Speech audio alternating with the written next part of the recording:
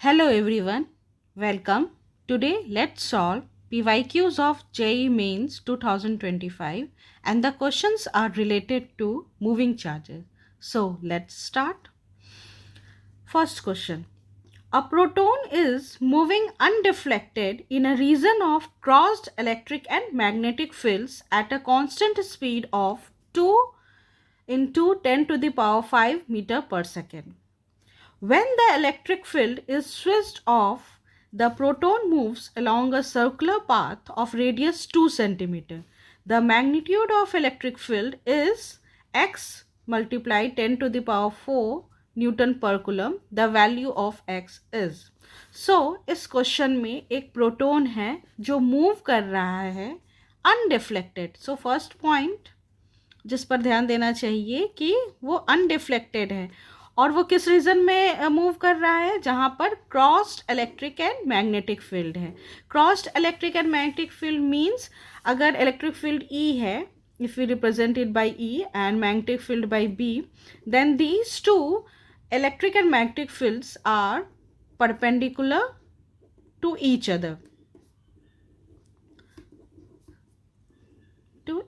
So proton जो move कर रहा है वो एक ऐसे रीजन में मूव कर रहा है जहाँ पे इलेक्ट्रिक एंड मैग्नेटिक फील्ड जो है परपेंडिकुलर है. Suppose this way, electric field in this direction and magnetic field in this direction. एक और पॉइंट इस क्वेश्चन में दिया हुआ है कि वो प्रोटॉन जो मूव कर रहा है वो अनडिफ्लेक्टेड है. अब कोई भी प्रोटॉन अगर इलेक्ट्रिक और मैग्नेटिक फील्ड एक ऐसे रीजन में मूव कर रहा है जहाँ पर electric and magnetic field present है और वो दोनों परपेंडिकुलर है एक दूसरे के, और वो चार्ज पार्टिकल जो प्रोटॉन है वो अनडिफ्लेक्टेड है और वो मूव कर रहा है विथ कांस्टेंट स्पीड. ये दोनों कंडीशन से ये पता चलता है कि जो इलेक्ट्रिक फोर्स है इलेक्ट्रिक फील्ड के कारण और जो मैग्नेटिक फोर्स है मैग्नेटिक फील्ड के कारण वो दोनों एक दूसरे इक्वल हो. सो इलेक्ट्रिक फील्ड के कारण जो इलेक्ट्रिक फोर्स होगा वो इक्वल होता है Q E के बराबर,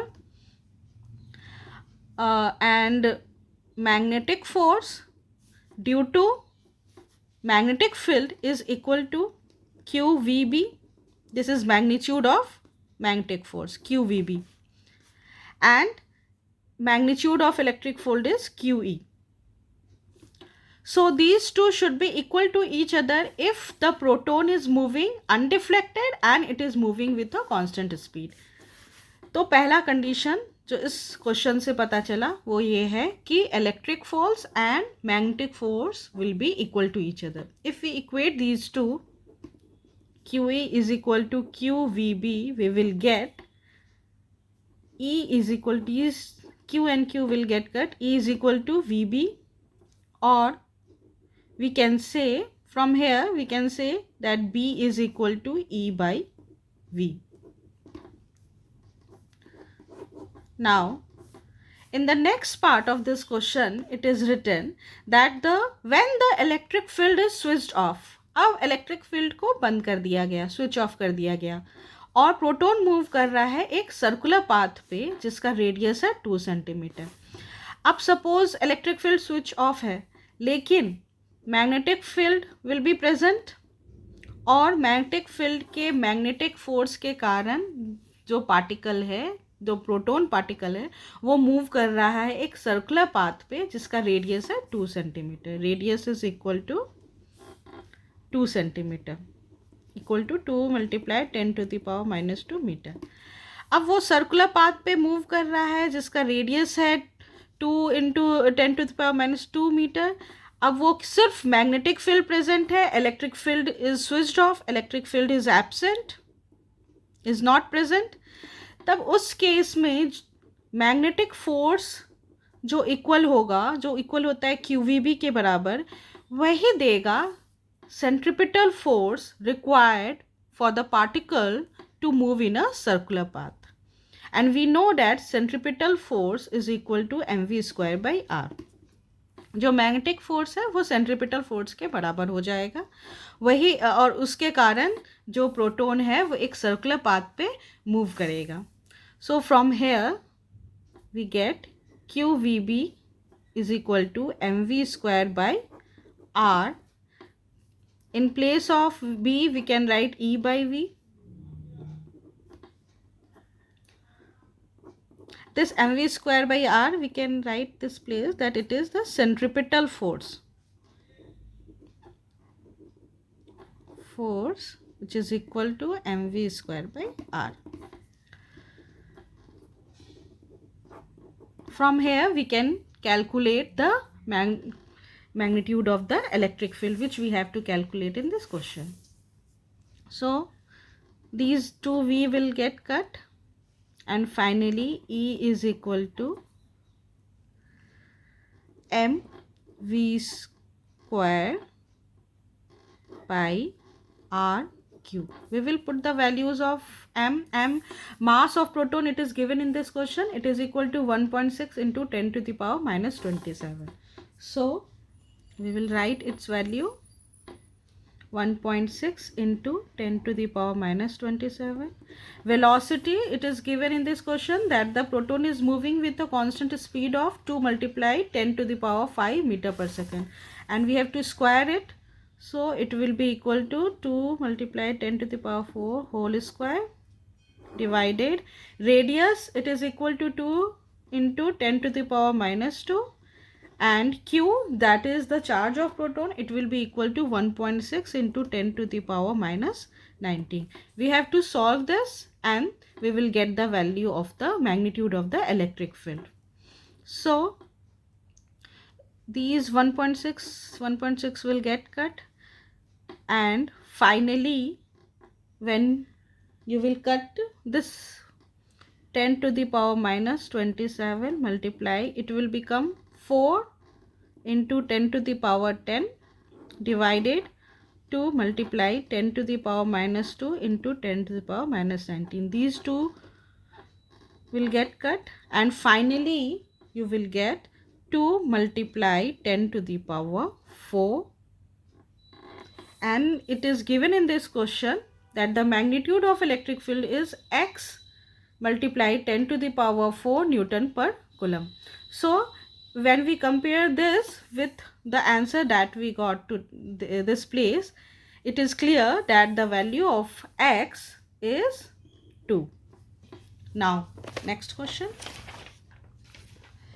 Two long parallel wires x and y separated by a distance of 6 centimeter carry currents of 5 ampere and 4 ampere respectively in opposite direction as shown below. इस यहाँ पे दिया हुआ है एक वायर x है जिसमें करंट जो मूव कर रहा है इन द अपवर्ड डायरेक्शन वो 5 एम्पियर का है, और y वायर है लॉन्ग वायर जिसमें जो करंट मूव कर रहा है ये अपोजिट डायरेक्शन में, दैट इज डाउनवर्ड डायरेक्शन में मूव कर रहा है, और वो 4 एम्पियर का है.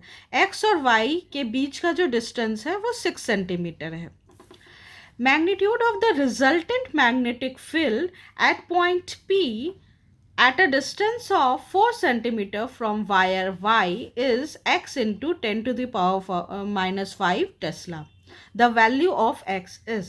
So इस क्वेश्चन में ये गिवन है कि दो वायर है x और y, दोनों लॉन्ग वायर है, इन्फिनाइट वायर है, दोनों में जो करंट मूव कर रहा है वो अपोजिट डायरेक्शन में है, एक में 5 एम्पियर है, एक में 4 एम्पियर है, दोनों वायर्स के बीच का डिस्टेंस 6 सेंटीमीटर है. अब एक पॉइंट P हम लोग ले रहे हैं जो वायर y से 4 सेंटीमीटर की दूरी पे है. अब हम लोग को ये पता करना है कि रिजल्टेंट मैग्नेटिक फील्ड जो होगा पॉइंट P पे उसका मैग्नीट्यूड कितना होगा. तो it is clear that X wire जो इन्फिनाइट वायर है उसके कारण भी पॉइंट P पे मैग्नेटिक फील्ड होगा, और Y wire which is an infinite wire having current 4 ampere, इसके कारण भी पॉइंट P पे मैग्नेटिक फील्ड होगा. तो हम लोग को दोनों मैग्नेटिक फील्ड निकालना होगा और फिर उसका रिजल्टेंट भी निकालना होगा. ये निकालने के पहले हम लोग ये देख लेते हैं कि जब भी कोई इन्फिनाइट वायर है, suppose this is an infinite wire और उसके perpendicular distance suppose r is the perpendicular distance और एक पॉइंट P है, यहाँ पर हम लोग को मैग्नेटिक फील्ड निकालना है, तो हम लोग यूज़ करते हैं एम्पियर्स लॉ. एम्पियर्स लॉ पहले हम लोग एक एम्पियर लूप बना लेंगे. of radius which will be a circle of radius r. अब हम लोग का एम्पियर्स लॉ के अनुसार B dot dl is equal to mu naught I enclosed. I enclosed means the current which is enclosed in this ampere loop. अब इस wire में suppose current I है, तो यहाँ B dot dl will be equal to 2 pi r is equal to mu naught, और I enclosed जो है वो I के बराबर है, that is I. So magnetic field B is equal to mu naught I by 2 pi r. तो हम लोग ने एम्पियर्स लॉ से देख लिया कि अगर कोई इन्फिनाइट वायर है उसके कारण किसी पॉइंट P पर हम लोग को मैग्नेटिक फील्ड निकालना है, तो हम लोग एम्पियर्स लॉ की मदद से निकाल सकते हैं, और वो इक्वल होता है mu nought I by 2 pi R, जहाँ पर आर जो है वो परपेंडिकुलर पॉइंट है उस पॉइंट पी पर का जहाँ पर हम लोग को मैग्नेटिक फील्ड निकालना है. अब यहाँ पे डायरेक्शन क्या होगा मैग्नेटिक फील्ड का? अगर करंट अपवर्ड डायरेक्शन में है तो हम लोग यूज़ कर सकते हैं राइट हैंड थंब रूल, और वी कैन करंट के डायरेक्शन में अगर थंब रखें और पॉइंट पी के डायरेक्शन में अगर हम लोग अपने फिंगर्स को कर्ल करें, तो इस केस में when current is in the upward direction, इस केस में अगर पॉइंट पी की तरफ फिंगर्स को हम लोग रखते हैं और थंब को करंट के डायरेक्शन में रखते हैं, तो इट इज़ क्लियर दैट यहाँ पॉइंट पी पर जो मैग्नेटिक फील्ड है वो इनटू द प्लेन है. This cross represents into the plane.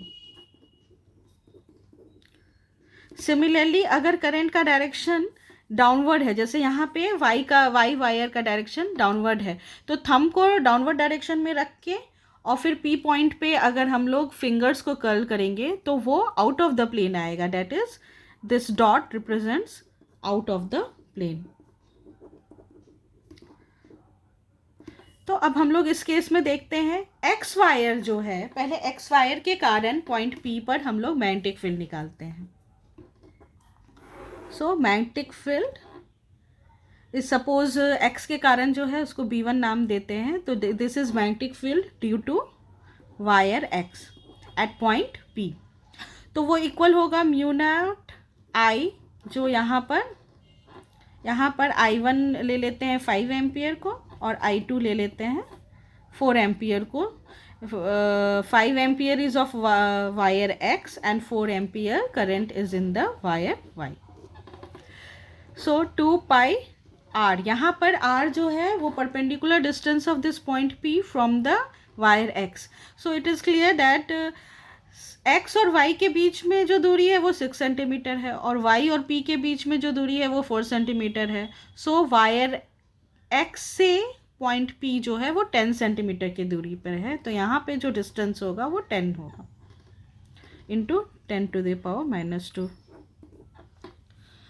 Then in place of I1 we can write 5 ampere, 5 10 into 10 to the power -2.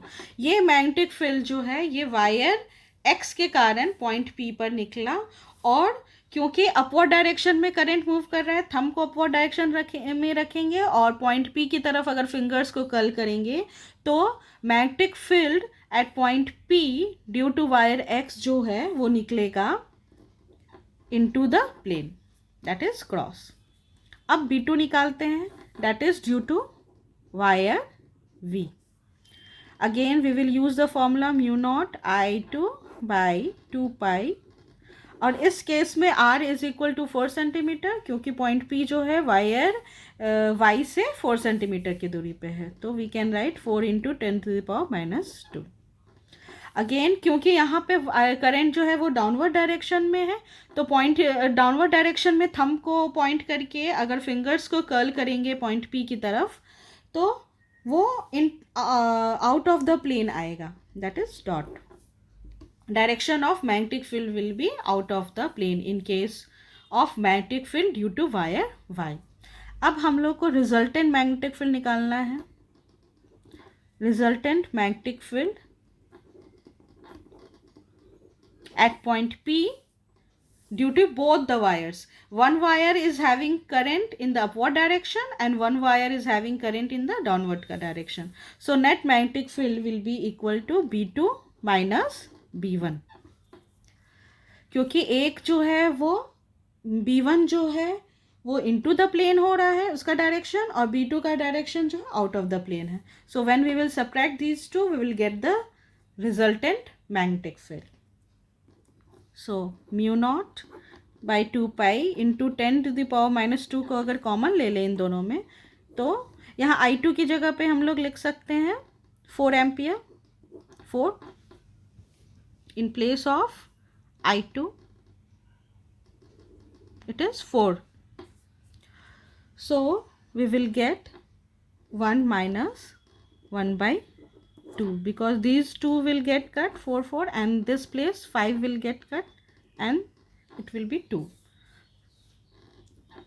Mu nought का value question में दिया हुआ है, it is equal to 4 pi into 10⁻⁻7. So putting the values -7 by 2 pi into 10⁻⁻2 into we will get half from this place.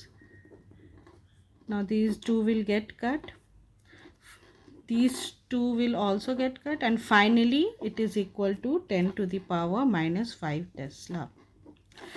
अब इस question में दिया हुआ है कि magnitude of the resultant magnetic field at point P at a distance of 4 centimeter from Y is x into 10⁻⁻5 Tesla.